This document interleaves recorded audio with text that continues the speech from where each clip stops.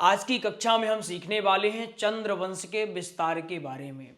भागवत कथा में एक बहुत ही कठिन विषय है चंद्रवंश का विस्तार। इसमें अधिकतर वक्ताओं को समस्या होती है, क्योंकि बहुत सारी चीज़ें याद भी करना है, फिर इसके साथ ही साथ बोलना भी है और एक क्रम में जमाना भी है। तो सारी चीज़ें अगर एक साथ हो जाती हैं तो नए नए वक्ताओं को समस्या होती है। आज की क्लास में आप लोगों के लिए एक उपहार ये मिलने वाला है कि आज की क्लास देखने के बाद चंद्रवंश के विस्तार के बारे में आपको किसी से पूछने की कोई आवश्यकता नहीं पड़ने वाली है। बढ़िया ढंग से पढ़ेंगे, आराम से पढ़ेंगे। प्रयास आप लोग यह करिए कि जो चीज़ें बताएं तो उसको आप लोग नोट डाउन भी करें, लिखने का प्रयास आप लोग करेंगे, क्योंकि एक शॉर्ट नोट्स आपका ये तैयार होने वाला है। आराम से पढ़ेंगे, ज़्यादा तनाव लेकर के हम नहीं पढ़ने वाले हैं, ठीक है ना? आप लोग तैयार हैं? देखिए, कथा कुछ इस प्रकार की है। पहले आप लोग टॉपिक डाल लीजिए, चंद्रवंश का विस्तार। चंद्रवंश का वर्णन, वर्णन या फिर विस्तार, विस्तार। ठीक, चलिए एक एक करके हम सब कुछ समझेंगे। आप लोग बढ़िया से हेडिंग जो आपने बनाया है अब लिखना शुरू करें। प्रयास करेंगे जो आप लोग लिख रहे हैं एक कोरे कागज में लिखेंगे, कोरे कागज, और इसके साथ ही साथ जो आपकी कॉपी हो वो स्पाइरल वाली हो। बढ़िया से पढ़िए, क्लास में फोकस करिए। पूर्ण विश्वास है आपको चीजें समझ में आएंगी, लेकिन फोकस आपको करना होगा। बहुत कठिन विषय है और बहुत महत्वपूर्ण विषय है। ठीक, शुरू करें हम लोग। चलिए, अगर हम इसके बारे में बताएं तो भागवत कथा के 14वें अध्याय में है। किस अध्याय में? 14वें अध्याय। ये समझ लिया आपने, पहली बात। दूसरी बात यह है कि ये स्कंध कौन से है? ये 9वें स्कंध में है। कौन से? 9वें स्कंध में है। ये प्रमुख बात। चंद्रवंश का जो वर्णन है एक किसके माध्यम से किया जा रहा है? ये किया जा रहा है सुखदेव जी महाराज के माध्यम से। किनके माध्यम से? सुखदेव जी के माध्यम से। और एक किसको कथा सुना रहे हैं? परीक्षित जी को सुना रहे हैं। ठीक है ना? परीक्षित जी। बात समझ में आ गई है? इतना समझ लिया। चलिए हम फिर से रिवाइज करते हैं। चंद्रवंश का जो वर्णन है भागवत के किस स्कंद में है? आप लोग कमेंट कर लीजिए। वो 9वें स्कंद में है। अब एक चीज और कमेंट करिए कि चंद्रवंश का जो वर्णन है ये भागवत के कौन से अध्याय में? 14वें अध्याय। 9वें स्कंद के 14वें अध्याय में वर्णन मिलता है। चंद्रवंश की कथा कौन कह रहे हैं? वो कह रहे हैं सुखदेव जी महाराज। और किससे कह रहे हैं? परीक्षित जी महाराज से कह रहे हैं। कथा कुछ इस प्रकार से प्रारंभ होती है आपकी कि श्री नारायण की नाभि से, श्री नारायण की नाभि से, कहां से? नाभि से। इसको नोट डाउन कर लीजिए। श्री नारायण की नाभि से कौन उत्पत्त हुए? किसकी उत्पत्ति हुई? ब्रह्मा जी की। ठीक, ब्रह्मा जी की उत्पत्ति हुई। नाभि से कौन उत्पन्न हुए? ब्रह्मा जी उत्पन्न हुए। ठीक है ना? चलिए, अब ब्रह्मा जी के एक पुत्र हुए। उन पुत्र का क्या नाम था? उन पुत्र का नाम था अत्रि। क्या नाम था? अत्रि। और इनकी विशेषता या फिर इनका गुण क्या था? इनका गुण था कि यह किसके समान थे? अपने पिताजी अर्थात ब्रह्मा जी के समान थे। किनके समान थे?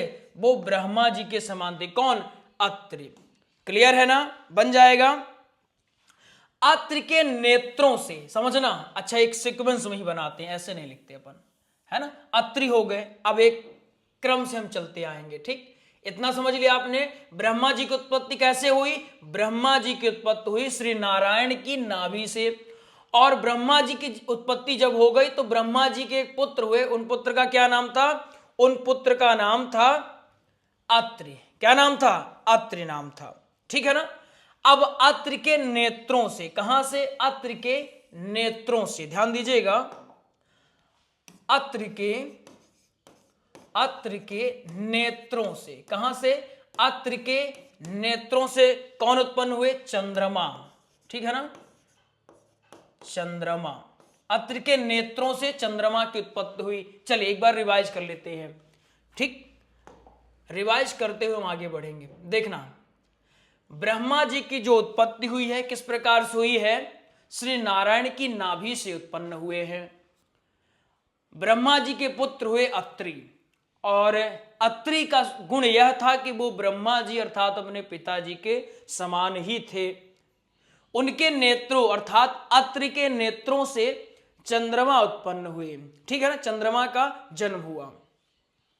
जब ये चंद्रमा की उत्पत्ति हुई तो चंद्रमा की एक विशेषता थी, ये चंद्रमा कैसे थे? बड़े ही तेजस्वी थे। कैसे थे? इनका गुण क्या था? इनका गुण था कि कैसे थे? तेजस्वी थे। ये तेजस्वी थे, एक ज्ञानी भी थे। कैसे थे? एक ज्ञानी थे, और एक ज्ञानी के साथ साथ एक कैसे थे? ये संचालक बहुत बढ़िया थे। कैसे थे? संचालक बहुत ही बढ़िया थे। संचालक के साथ साथ एक और इनकी विशेषता कि कुशल थे या फिर नीतिवान थे। कैसे थे? नीतिवान थे। इनकी इतनी ज्यादा विशेषता देखने के बाद ब्रह्मा जी ने कहा कि यार ये तो बहुत कमाल हो गया, इतना गुण एक साथ किसी में मिल रहा है, ये तो बहुत बड़ी बात है। समझ में आ रहा ना? बहुत ही सिंपल सी बात है। सिंपल सी बात कुछ इस प्रकार से है कि सुखदेव जी ने परीक्षित महाराज को कथा सुनाना प्रारंभ किया। बताते हैं कि किस प्रकार से ब्रह्मा जी की उत्पत्ति हुई। ब्रह्मा जी के पुत्र हुए अत्रि, अत्रि के नेत्रों से चंद्रमा उत्पन्न हुए, और चंद्रमा किस प्रकार से बड़े तेजवान थे, ज्ञानवान थे, बहुत ही संचालक थे, कुशल नीतिवान थे। ठीक है ना? ये सारी की सारी चीजें आप बताएंगे। एक व्यक्ति में इतने सारे गुण, जैसे हमारे इन नोट्सों में, एक ही नोट्स में सारे के सारे गुण छिपे हुए हैं। जैसे भागवत कथा के एक ऐसा स्पेशल नोट्स जिसके माध्यम से आप बहुत ही सुंदर कथाओं की तैयारी कर सकते हैं, बहुत ही शानदार। यदि आपको दिखाएं तो आप यहां पर देखिए, ये हमारे पास डे 1 का नोट्स है, भागवत कथा का डे 1 वाला नोट्स है, बहुत ही ज्यादा शानदार बाइंडिंग करके। ऐसे 7 अलग अलग रहते हैं, एक में ही नहीं। इसको भी आप मंगवा सकते हैं, इसका पीडीएफ भी ले सकते हैं, बहुत शानदार। आपको थोड़ा सा शुल्क के बारे में बताते हैं। भागवत कथा का जो स्पेशल नोट्स है एक 489 का है, वो हस्तलिखित रहेगा, ठीक, पीडीएफ फाइल में। इसके बाद टाइपिंग में अगर आप लेते हैं तो वो 1389 में आपको मिल जाएगा। इसके बाद घर पहुंचा करके अगर आप मंगाते हैं तो वो आपको 22 रुपए में मिल जाएगा पुस्तक के रूप में, ठीक। नंबर ए है 82 69 38 63 76। इसके बाद श्री राम कथा का स्पेशल नोट्स है, वो 1449 रुपए में आपको हस्तलिखित पीडीएफ मिल जाएगा, और घर पहुंचा करके अगर आप मंगाना चाहते हैं तो वो आपको 3800 रुपए में मिल जाने वाला, ठीक। इसमें बहुत सारी व्यवस्थाएं रहती है, जैसे प्रसंग, भजन, श्लोक, दोहे, सारी की सारी। अगर आपको सरलतम समझाएं तो सरलता के साथ आप यह समझिए कि कथा के लिए एक ऐसा नोट्स कहीं आपको बाहर से नहीं ढूंढना पड़ेगा। पहले दिन क्या बोलना है, दूसरे दिन क्या बोलना है, प्रसंग कहां पर कैसे बोलना है, दृष्टांत कैसे अटैच करना है, श्लोक कितने बोलने हैं। भागवत में श्लोक कितने हैं? 18,000 श्लोक है, तो 18,000 श्लोक 7 दिन में कैसे बोल पाएंगे? अगर 7 दिन में 18,000 नहीं श्लोक बोलना है तो कौन से श्लोक छोड़ना है, कौन से बोलना है, ये तमाम चीजें आपको इसमें मिलने वाली हैं। इसके साथ ही साथ ये हनुमंत कथा और सत्संग का भी नोट्स रहता है, आप इनको भी मंगवा सकते हैं घर बैठे। सत्संग का नोट्स तो कथाओं के प्रचार के लिए बना है, बहुत ही ज्यादा शानदार। अधिक जानकारी अगर आपको चाहिए तो आप कॉल कर सकते हैं, ठीक है ना। चले, हमने क्या समझा कि जो चंद्रमा है, चंद्रमा भाई साहब का इतना गुण है कि एक ही व्यक्ति में सारे के सारे गुण समाहित हो गए। अब देखो, जब किसी व्यक्ति में योग्यता रहती है, जैसे चंद्रमा में है ना, जैसे चंद्रमा में क्या है, चंद्रमा में योग्यता है। अब आप बताइए, यदि योग्यता होगी, क्या होगी? योग्यता होगी तो इसको कोई ना कोई पद दिया जाएगा ना, पद भार दिया जाएगा ना, कि नहीं दिया जाएगा। जैसे मान लीजिए आप में कोई योग्यता है, आप निपुण हैं, ठीक, तो आपको कोई न कोई अच्छा कार्य दिया जाएगा। आप शादी में कहीं गए हैं और आप निपुण हैं, है ना, भोजन व्यवस्था करवाने में आप बढ़िया निपुण हैं, तो आपको याद तो किया ही जाएगा। ऐसे ही ब्रह्मा जी ने इनको कार्यभार समझा, सौंपा। और कार्यभार कैसे समझा? देखिए कौन कौन से पद मिले। पहला पद क्या था? ब्राह्मण, ब्राह्मण। दूसरा पद क्या था? औषधि, क्या था? औषधि। दूसरा पद क्या था? औषध। तीसरा पद क्या था? तीसरा पद था नक्षत्र, नक्षत्र, नक्षत्रों, ठीक। इनका क्या बना दिया गया? आधिपत्य। क्या बना दिया? आधिपत्य। आधिपत्य का कुछ खास वो नहीं है, सिंपल सा ये समझ लीजिए कि मालिक यही बन गए, ठीक है ना। ये क्या बन गए, ये बॉस बन गए। चंद्रमा क्या बन गए, इन सबके बॉस बन गए, कर्ता धर्ता यही बन गए, ठीक। एक समय ऐसा आया कि चंद्रमा तीनों लोकों में सबसे ज्यादा पूजे जाने लगे। तीनों लोकों में अपना आधिपत्य जमा ली, इतनी योग्यता इनके पास आ गई, ठीक। जब इनके पास इतनी ज्यादा योग्यता आ गई तो इनने क्या किया, एक यज्ञ किया। कौन सा यज्ञ, राजसूय यज्ञ। कौन सा, राजसूय यज्ञ किया। और जब इन्होंने यज्ञ किया और इनके पास इतने ज्यादा पद आ गए, इनकी ख्याति बढ़ गई, ये जहां भी जाते राम राम सीताराम भैया प्रणाम, ऐसा इनका दबदबा हो गया। चारों तरफ ये कहने लगे दबदबा था, दबदबा है और दबदबा बना रहेगा, ऐसी ख्याति आ गई। स्वाभाविक सी बात है, जब किसी व्यक्ति के पास नया नया पद आ जाता है तो वो अभिमान तो भर जाता है अभिमान से।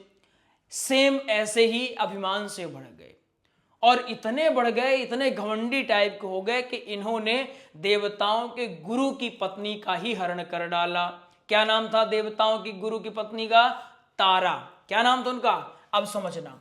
एक दिन इन्होंने क्या किया, अब समझना। ये जो चंद्रमा है, ये है कौन, ये चंद्रमा मामा, हमने चंद्र लिख दिया तो समझ लीजिएगा। ये कौन है, ये चंद्रमा है ना, चंदा मामा है।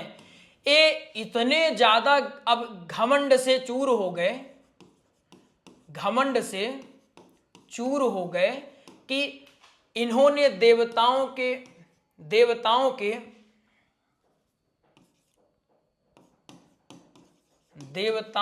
गुरु, क्या नाम था, बृहस्पति, इनकी पत्नी का ही हरण कर लिया। किसका, इनकी पत्नी का ही हरण। पत्नी का क्या नाम था, तारा। इनकी पत्नी का ही हरण कर डाला। समझ में आ गया, सिंपल सी बात है, समझना। अत्रि के नेत्रों से चंद्रमा जन्म लेते हैं। चंद्रमा बड़े ही गुणवान थे, बड़े ही योग्य थे। इनकी योग्यता को देखते हुए इनको 3 कार्यभार सौंपा गया। जब कार्यभार सौंपा गया, धीरे धीरे इनका मद बढ़ता रहा। इन्होंने मद में ही राजसूय यज्ञ कर लिया। राजसूय यज्ञ करने का अर्थ हो गया कि अब हमसे ज्यादा श्रेष्ठ कोई भी नहीं है, हमसे ज्यादा वीर कोई भी नहीं है, ऐसी भावना इनके मन में आने लगी। ठीक, समझ में आ गया ना, बन जाएगा। इसके बाद इन्होंने एक दिन विचार किया कि अब मैं जब इतना महाबली हो ही गया हूं, मेरी ख्याति यत्र तत्र है ही है, तो जो मैं चाहूं, जो मेरी इच्छा है, मैं क्यों ना उस इच्छा की पूर्ति कर लूं। इच्छा अनैतिक है, नैतिक है, इन्होंने विचार नहीं किया। बस इन्होंने सोचा मैं सिर्फ अपनी इच्छा की पूर्ति कर लेता हूं। इन्होंने देवताओं के गुरु महाराज बृहस्पति, इनकी पत्नी का नाम था तारा, तारा का बलपूर्वक हरण कर लिया। बृहस्पति ने खूब आग्रह किया, खूब निवेदन किया कि महाराज ये आप जो कर रहे हैं अनैतिक है, ये आपको शोभा नहीं देता। चंद्रमा ने कहा देखो ऐसा है, मेरे पास अब बल है, और जिसके पास बल होता है, धन होता है, पद होता है, वो कैसा होता है, वो श्रेष्ठ होता है। यह सूचना पहुंची शुक्राचार्य के पास। किनके पास पहुंची, शुक्राचार्य। अब देखना बवाल होगा, है ना। ये शुक्राचार्य महाराज की दुश्मनी किसके साथ थी, शुक्राचार्य की दुश्मनी थी बृहस्पति महाराज के साथ, ठीक है ना। शुक्राचार्य एक नाम है, शुक्राचार्य। शुक्राचार्य कौन है, दैत्यों के गुरु। जैसे देवताओं के गुरु बृहस्पति, वैसे दैत्यों के गुरु कौन है, दैत्यों के गुरु। दैत्यों के गुरु का क्या नाम है, शुक्राचार्य। शुक्राचार्य को सूचना मिलती है कि जो चंद्रमा है इन्होंने तारा का हरण कर लिया है। तो इनकी और इनकी दुश्मनी चलती थी, पटरी नहीं खाती थी। तो ये क्या पहुंचे, ये शुक्राचार्य पहुंच गए चंद्रमा के पास। कहते हैं देखो ऐसा है कि शुक्राचार्य की पत्नी, बृहस्पति की पत्नी को बिल्कुल मत लौटाना। अगर बृहस्पति देवताओं के साथ आता है तो तुम परेशान मत होना, मेरे दैत्य वाले जो विशिष्ट गण हैं वो आएंगे, तुम्हारे साथ सामना करेंगे देवताओं का। खूब अब बन गया व्यवस्था, बढ़िया बन गई भाई। दुश्मन दुश्मन दोस्त तो हो गए, ठीक। दो दुश्मन इनकी दुश्मनी, बृहस्पति की दुश्मनी थी इनसे, समझ गए आप, ठीक। इनकी दुश्मनी भी थी इनसे। संयोग ऐसा बना कि अब इनकी दुश्मनी और इनकी दुश्मनी थोड़ा ज्यादा कठोर हो गई, क्योंकि इन्होंने पत्नी का हरण कर लिया था। शुक्राचार्य मौके का फायदा उठाना चाहते थे कि मैं एक काम करता हूं, बृहस्पति से अभी बदला ले लेता हूं, बार बार परेशान करता रहता है तो मैं अभी बदला ले लेता हूं। शुक्राचार्य आधी रात को पहुंचे, कहते हैं चंद्रमा देखो, मैं चाहता हूं कि मैं तुम्हारा सहयोग करूं। जैसे देवता पहुंचे थे अमृत का कलश लेकर के, वैसे ही ये पहुंचते हैं, कहते हैं देखो बेटा, मैं चाहता हूं मैं तुम्हारा सहयोग करूं। चंद्रमा कहते हैं कैसा सहयोग करना चाहते हैं गुरुदेव आप? बोलते हैं कि बृहस्पति मेरा दुश्मन है। बिल्कुल है, बृहस्पति तुम्हारा भी दुश्मन है, ठीक। अब जब दोनों का दुश्मन एक ही है, लक्ष्य एक ही है, तो फिर हम लोग अलग क्यों रहें? हमको तो एक रहना चाहिए। चंद्रमा बाटली में उतर गए। चंद्रमा कहने लगे तो आप चाहते हैं कि मैं उनसे ज्यादा देर तक दुश्मनी करूं? मैंने चुरा तो लिया है, लेकिन अभी भी मुझे थोड़ा सा भय है, बृहस्पति कमजोर नहीं है। बृहस्पति ने अगर एक भी मंत्र फूका तो मेरा सब कुछ हो जाएगा, तहस नहस हो जाएगा। शुक्राचार्य जी कहते हैं कि जितना मंत्र उसको याद है उतना मंत्र मुझे भी याद है। अगर उसको 10 मंत्र याद हैं तो मुझे 20 याद है, मैं उससे डबल ही रहता हूं हमेशा, इसलिए तुम मंत्र की चिंता मत करो। चलो ठीक है, बृहस्पति गुरु हैं देवताओं के। चंद्रमा ने कहा अगर मैंने बृहस्पति से पंगा लिया तो जो भी बृहस्पति के अनुचर हैं, शिष्यगण हैं, वो आएंगे और मेरे से युद्ध करेंगे। शुक्राचार्य जी ने एक और ऑफर दिया, कहते हैं देखो ऐसा है, मैं करता तो नहीं हूं, वचन भी किसी को नहीं देता, लेकिन तुमको वचन दे रहा हूं कि अगर बृहस्पति देवताओं के साथ युद्ध करने आते हैं तुमसे, तो मैं अपने शिष्यगण के साथ उनका सामना करूंगा। जो पहली तीर होगी, तुम विश्वास करना बेटा, मैं अपने सीने पर खाने वाला हूं। अब ये दुश्मनी, अब बात सीधे सीधे हो गई। अब इनका पक्ष चंद्रमा के पक्षधर कौन हो गए? शुक्राचार्य हो गए। अब यह खबर पहुंची है भगवान भोलेनाथ को। भगवान भोलेनाथ कैलाश में विराजमान है, ठीक है ना। चलिए, कैलाश पर्वत पर भगवान भोलेनाथ विराजमान है। देखिए, रिलेट आप कर पाएंगे तभी आपको चीजें याद होंगी, ठीक है ना। विषय कठिन है, अगर इसको कठिनाई के साथ पढ़ाया जाए तो आपको बिल्कुल समझ में नहीं आएगा। आराम से रिलैक्स होकर के, तनाव को दूर रख के, हम जब भी पढ़ाते हैं हम ये कहते हैं कि तनाव को क्या करना है, एक झोली लेना है, झोली में बांध करके रख देना जब तक पढ़ रहे हैं, उसके बाद तनाव आए कोई दिक्कत नहीं, ठीक है ना।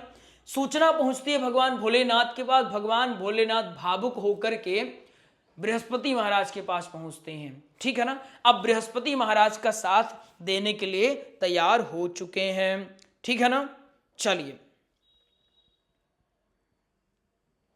अब बृहस्पति भगवान भोलेनाथ क्या करते हैं? जो बृहस्पति है ना, ये समझना एक चीज और, बृहस्पति जो है एक किसके पुत्र हैं? ये हैं अंगिरा के पुत्र। किनके पुत्र हैं? अंगिरा पुत्र हैं। बृहस्पति किसके पुत्र हैं? अंगिरा के। ये मोस्ट चीज है, बृहस्पति महाराज अंगिरा के पुत्र हैं, और अंगिरा बहुत ही प्रिय भक्त हैं भगवान भोलेनाथ के। जब भगवान भोलेनाथ को सूचना मिलती है कि मेरे भक्त के पुत्र की पत्नी का हरण हो चुका है, वो दौड़ते दौड़ते पहुंच जाते हैं। समझ में आया कि नहीं आया? नहीं आया, फिर से बता। देखो, जैसे एक कौन है? भोलेनाथ हैं, ठीक है ना। ये कौन है? ये भगवान भोलेनाथ हैं, ठीक। इनके प्रिय कौन है? इनके प्रिय हैं अंगिरा, ठीक। इनके प्रिय कौन है? अंगिरा, बहुत ही ज्यादा प्रिय है। और जो अंगिरा हैं, अंगिरा के ही पुत्र हैं। अंगिरा के पुत्र कौन हैं? अंगिरा के पुत्र हैं बृहस्पति। कौन है? अंगिरा के पुत्र हैं बृहस्पति। अब बृहस्पति पर कोई समस्या आएगी तो भाई भगवान भोलेनाथ के ये भी जब ये प्रिय है तो क्या ये प्रिय नहीं है? ये भी तो प्रिय ही हो गए। मान लीजिए आप हमारे प्रिय हैं, तो जो आपके आने वाली संतान है वो भी हमको इतना स्नेह अगर देती है तो वो भी तो हमारे लिए प्रिय होगी। जैसे और सिंपल समझाते हैं, जैसे आपके पिताजी हैं, आपके बच्चे होंगे, आप अपने पिताजी के लिए प्रिय हैं, ठीक। तो जब आपके बच्चे होंगे तो आपके बच्चे तो और उनको ज्यादा प्रिय होंगे, भाई वो तो नाती हो गए ना। ऐसे ही इनके साथ हुआ, ठीक। अब भगवान भोलेनाथ युद्ध करने पहुंचे, खूब भयंकर युद्ध हुआ। यहां तारा महारानी के कारण खूब भयंकर युद्ध छिड़ गया, देवताओं में और दैत्यों में खूब युद्ध छिड़ गया। यह सूचना पहुंचती है भगवान ब्रह्मा जी के पास। ब्रह्मा जी आते हैं और उन दोनों को शांत करवाते हैं, और जो चंद्रमा थे उनको खूब डांट पड़ती है कि तुमको ऐसा नहीं करना चाहिए था। आखिरकार महारानी तारा पुनः अपने घर को लौट आती हैं। जब घर में लौटती हैं तो महाराज बृहस्पति डांटते तो खूब हैं, परंतु कहते मैं तुझे भस्म नहीं करूंगा, तेरे पेट में जो एक बच्चा है उसको तू जाकर के नष्ट कर दे, ठीक। अब चूंकि वो गर्भवती हो चुकी हैं तो कहते हैं कि अपने गर्भ का ये बच्चा नष्ट कर दे, मैं तुझे भस्म नहीं करूंगा। और भस्म ना करने का सिर्फ कारण यह था कि वो संतान के इच्छुक थे, चाहते थे कि मेरी भी एक संतान हो जाए। तारा के गर्भ से आखिर कौन सा बच्चा जन्म लिया, क्या वो पुत्र चंद्रमा का होगा या फिर महाराज बृहस्पति का होगा, ये हम नेक्स्ट पार्ट में समझने वाले हैं। क्लास आपको कैसी लगी बिल्कुल बताइएगा, बहुत ही ज़्यादा आसान है, एक बार रिवाइज आइए आप लोगों को करवा देते हैं। हमने सबसे पहले क्या पढ़ा, चंद्रवंश का वर्णन या फिर विस्तार। हमने इसमें यह देखा कि जो यह वर्णन है ये भागवत कथा के 9वें स्कंध और 14वें अध्याय में है। बन जाएगा ना, कोई पूछेगा तो बता देंगे आप। इसके बाद हमने देखा कि सुखदेव जी महाराज परीक्षित जी को कथा श्रवण करवा रहे हैं। कोई पूछता है कि कौन किसको कथा सुना रहा, तो आप बता लेंगे कि ये ऐसा मामला है। इसके बाद हमने क्या देखा, हमने यह देखा, समझना, हमने क्या देखा कि श्री नारायण की नाभि से ब्रह्मा जी की उत्पत्ति हुई और ब्रह्मा जी के पुत्र हुए अत्रि, और अत्रि का गुण था कि वो ब्रह्मा जी के ही समान थे।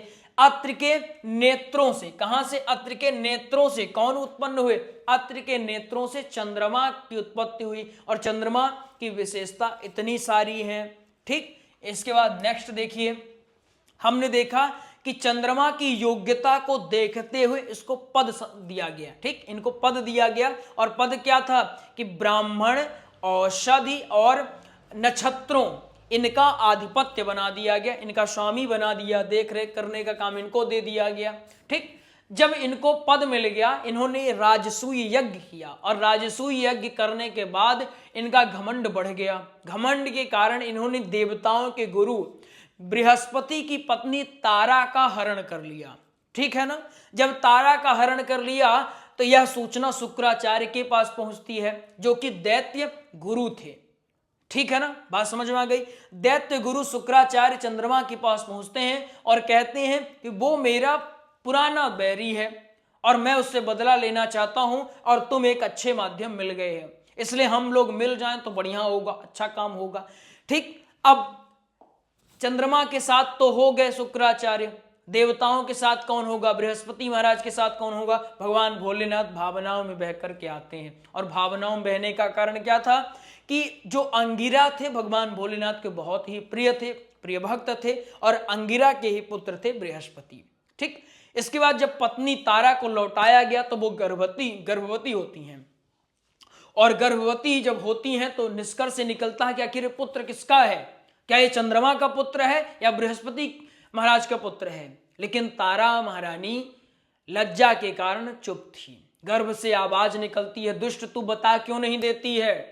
ब्रह्मा जी एकांत में ले जाकर के जब तारा से पूछते हैं कि आखिर यह किसका पुत्र है, तो आखिर निष्कर्ष क्या निकलेगा वो आपको नेक्स्ट पार्ट में ही बताएंगे, श्लोक भी लिखवाएंगे। आप लोग इस क्लास को बढ़िया से पढ़ लीजिएगा, नोट्स आप प्रिपेयर कर लीजिएगा। बहुत ही शानदार कथा थी, ठीक। क्लास आपको कैसी लगी बिल्कुल आप कमेंट्स के माध्यम से बताइएगा। राधे राधे।